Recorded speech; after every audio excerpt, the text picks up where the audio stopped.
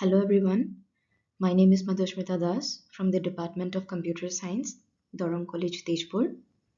Today's topic of discussion is cryptography from the paper Information Security and Cyber Laws.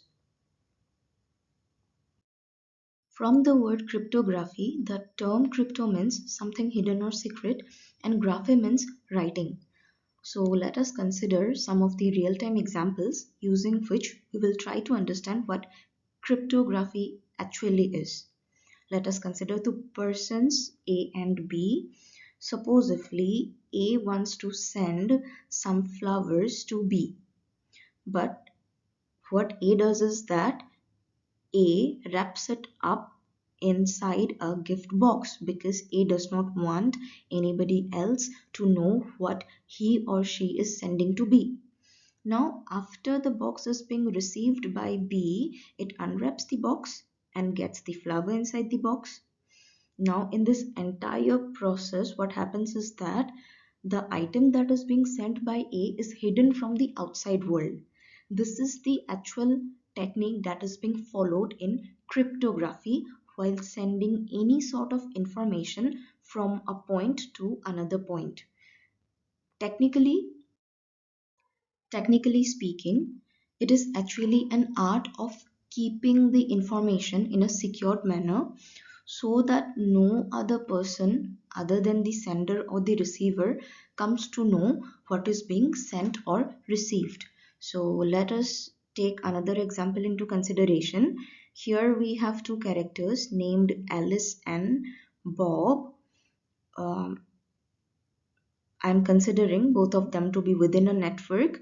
Now, what happens is that Alice wants to send a hello message, and Bob even receives the hello message. But from this example, what I'm trying to explain is that whatever is going on in between should be taken into consideration here in this example.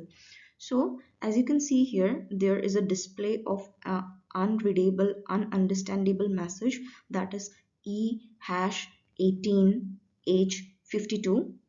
This is some kind of ununderstandable code, but ultimately the translation of hello using an encryption algorithm and an encryption key.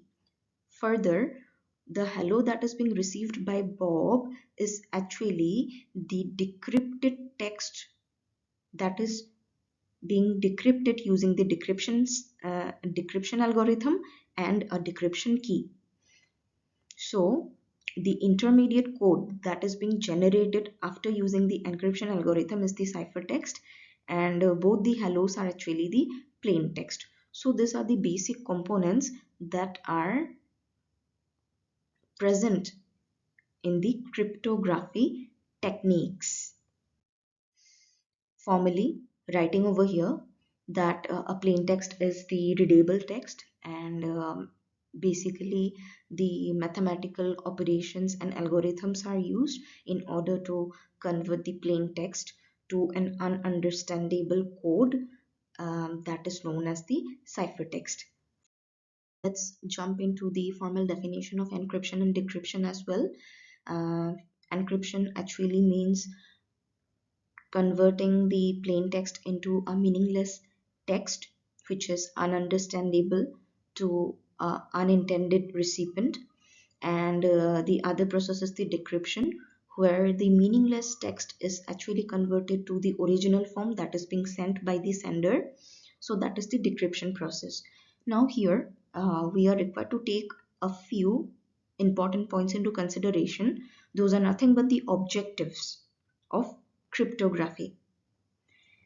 First is the confidentiality. Confidentiality means something confidential. Suppose I have sent a message to a person in front via mobile phone within a network. Now what happens is that I would never like that whatever I am sending or whatever I am receiving from a person in front, I would never like that person around me comes to know about it. Or I would never like that whatever I'm sending it to the person in front and everyone around that specific person comes to know whatever I'm sending or whatever that specific person is sending to me. If anyone between both of us, other than both of us, comes to know whatever we are sending or receiving, that is no any kind of maintenance of confidentiality. That is degradation of confidentiality. Next comes integrity. Supposedly, I have sent a hello message to a person in front. Now, it can never receive my hello as a hi. That is never possible whenever we are within a secure channel. Other than that, let us consider a situation, means the worst case scenario, where two systems are within a network but the network is not in a secured manner. Okay, so in that case what happens is that there might be a third person who might want to listen what I am sending to the person in front or what the other person in front is trying to send to me. It might intercept in between and try to know whatever is being sent or received, and might convert or bring some changes to the sent or received information. That is degradation of integrity. That is not at all possible in a secured channel. Next comes non-repudiation. By non-repudiation, it is actually meant that supposedly I have sent a mail to the office, and later on next morning uh, I just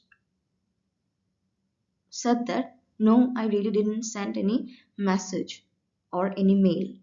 So non-repudiation is actually the situation where we cannot deny in the later stage that we did not send or transmit that specific information.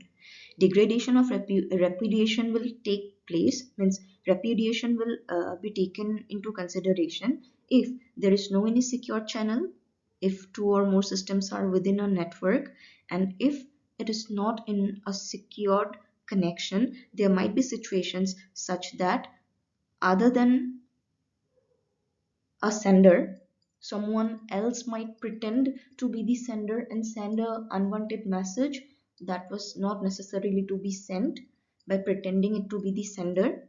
That is violation of, means the situation of non-repudiation. And lastly, authentication is something, means it's a process or an art of knowing whether the person who is trying to log into the system is actually true to the nature or not, means whatever he or she has said about itself is true or not. Means the sender or receiver needs to confirm each other's identity. It is simply an identity confirmation so that it gets the access to a specific organization or some kind of information. Next, we must know what are the types of cryptography. In this specific slide, I'm simply discussing the first type, that is the symmetric key cryptography. See, symmetric key means something common, that is similar. Here, um, unsecure channels are used, and no any kind of dedicated lines are available. See, dedicated lines means supposedly I am within a LAN connection, that could be considered as a dedicated line, means information will not move or go in a scattered manner. But when there is a wireless connection or wireless communication, it might be an unsecured channel, means the information might bypass from an unsecured channel, from node to node, from tower to tower. By this I mean that whenever I'm sending a message to someone, I don't even know that to which tower it is going to fall over and get the satellite connection so that it gets the information at whatever point it is required to get received. So encryption and decryption is done using the same key in this methodology, and the most challenging part in this symmetric key cryptography is that when and how to exchange the key, because the key is similar. So in that case, we are required to take into consideration that at what point of time are we required to change the key. But here, change of key or exchange of key, and about key and lock methodology, it does not mean that we are actually physically using a lock that we use in our day-to-day life. Okay. A few examples are DES, Data Encryption Standard, Triple DES, AES. These are some real-time examples or algorithms, you can say, that uses the concept of symmetric key cryptography. Let us go with the story of Alice and Bob once again. Here we have three characters now: Alice, Bob, and a postman. What Alice does is that she wants to send a letter to Bob.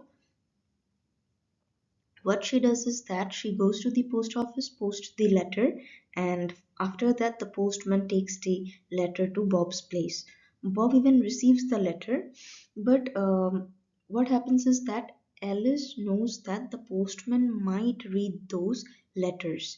So, being worried about this situation, Alice thought of meeting up Bob, and then she talked about exchanging the letters via a lockbox.